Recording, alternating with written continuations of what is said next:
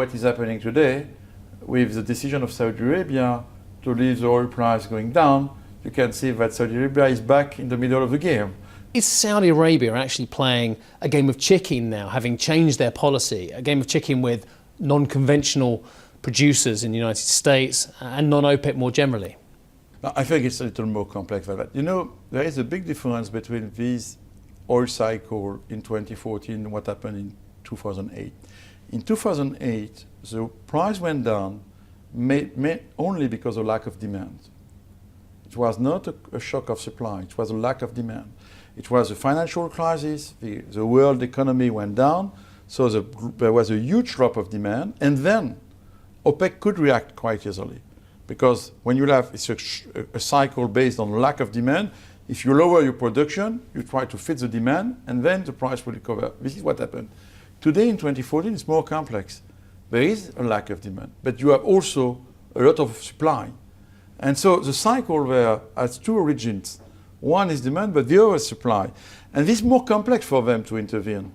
It's why there is a debate. And Saudi Arabia has another issue, is that in 2008, it was mainly driven by themselves. Who cut the production in 2008? Three, four countries, Saudi Arabia, the Emirates, Kuwait. Not the others were a little reluctant to do it. So it's also a question of discipline inside the OPEC and outside OPEC. I think in Vienna, you know, it was a meeting between the OPEC countries, but also Russia came to Vienna with Mexico.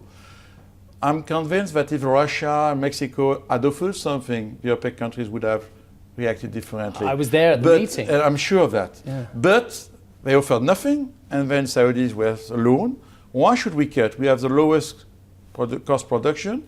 The others, they don't want to do nothing. My peers in OPEC, they will look to me to do most of the effort. So I think they decided that it was not up to them to lose market shares, which is the truth. They were losing market shares, to be honest.